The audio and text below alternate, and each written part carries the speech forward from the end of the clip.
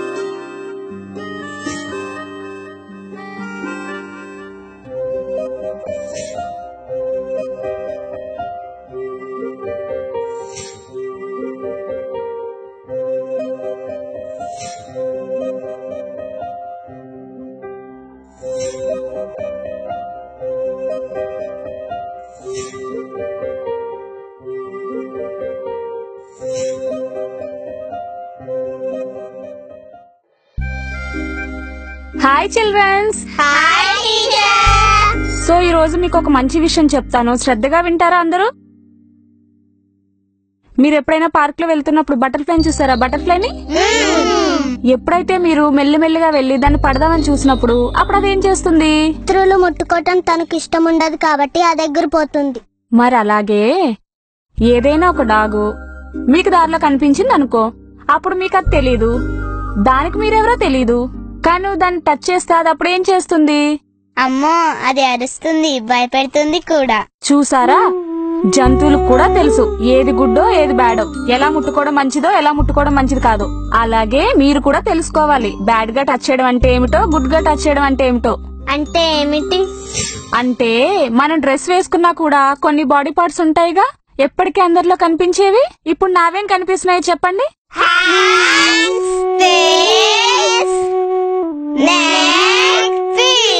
Yes, ఇవన్నీ normal గా కనిపిస్తాయిగా. మీరు కూడా ఇవన్నీ కనిపిస్తాయిగా. ఒకవేళ ఎవరైనా వీటిని టచ్ చేశారనుకోండి, కొంచెం పర్వాలేదు, కానీ మనలోని కొన్ని బాడీ పార్ట్స్ ఉంటాయి, వాటిని మనం దాస్తాం. ఫర్ ఎగ్జాంపుల్, స్విమ్మింగ్ చేయడానికి వెళ్ళామనుకో, ఆ స్విమ్మింగ్ డ్రెస్ లో మనం ఏవైతే బాడీ పార్ట్స్ ని కనిపించకుండా దాస్తామో అవి మన ప్రైవేట్ పార్ట్స్. గుర్తుంచుకోండి, ఆ పార్ట్స్ ని ప్లేస్ ని ఎవ్వరు కూడా ముట్టుకోకూడదు. ఎవరిని టచ్ చేయకూడదా? ఎవ్వరైనా సరే ముట్టుకోనివ్వకూడదు. కొన్నిసార్లు మాత్రమే మమ్మీ డాడీ మీకు బట్టలు మారుస్తున్నప్పుడు, లేకపోతే డాక్టర్ మిమ్మల్ని చెకప్ చేస్తున్నప్పుడు, అది కూడా మమ్మీ మీతో ఉన్నప్పుడు మాత్రం పర్వాలేదు.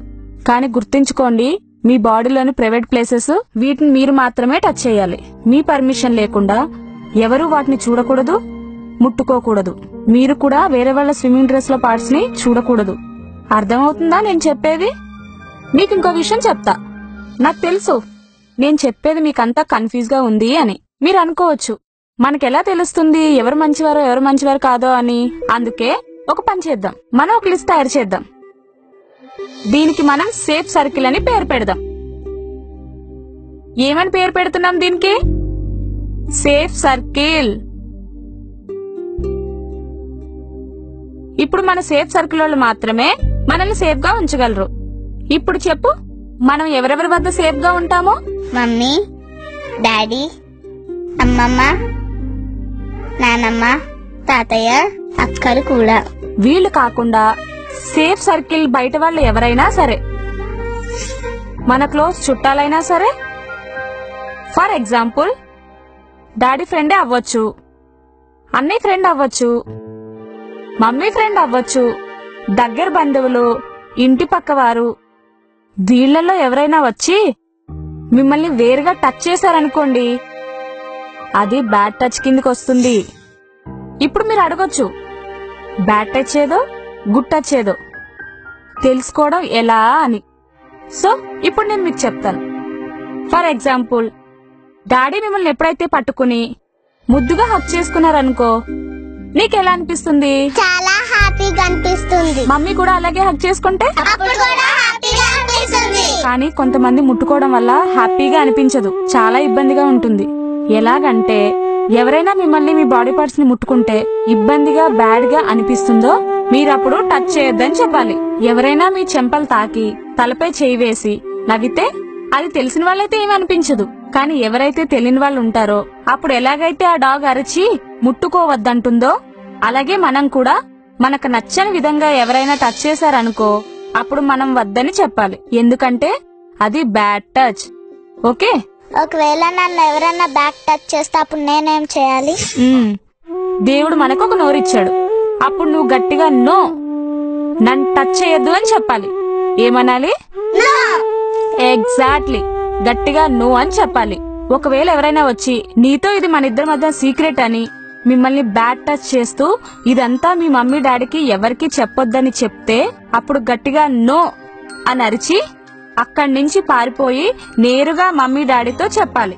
ఎందుకంటే మమ్మీ డాడీలతో షేర్ చేసుకోలేని విషయం అంటూ ఏది ఉండదు తెలుసా. ఎప్పుడైనా నీకు కన్ఫ్యూజ్ అనిపిస్తే, నీకు అర్థం కాలేదనుకో ఏది గుడ్ ఏది బ్యాడ్ అని, అప్పుడు దానికి బెస్ట్ సమాధానం ఏంటో తెలుసా? మీరు మీ మనసులో ఇలా ఆలోచించాలి, నేను ఈ విషయం మమ్మీ డాడీకి చెప్పగలనా? ఒకవేళ చెప్పగలిగితే అది గుడ్. ఇంకో విషయం, ఎవరైనా నీతో ఇది సీక్రెట్, దీన్ని మీ మమ్మీ డాడీతో చెప్పొద్దని చెప్పారనుకో అప్పుడు ఖచ్చితంగా అక్కడి నుంచి పారిపోయి వెళ్లి ముందు మమ్మీ డాడీతో చెప్పాలి. ఎందుకంటే మమ్మీ డాడీకి మీకు మధ్య ఎప్పుడూ కూడా ఏది దాచుకోకూడదు. ఒకవేళ ఇలా ఎవరైనా చేస్తే అందులో తప్పు మీది మాత్రం ఎప్పటికీ కాదు. ఎప్పటికీ గుర్తుంచుకోండి, మమ్మీ డాడీ ఇంకా సేఫ్ సర్కిల్ వాళ్లే. ఎప్పుడూ కూడా మీ మాటే వింటారు, మీకే హెల్ప్ చేస్తారు ఎప్పటికీ కూడా. ఓకేనా? So you should always remember good touch అంటే ఏంటో, బ్యాడ్ టచ్ అంటే ఏంటో. ఓకేనా? Bye children's.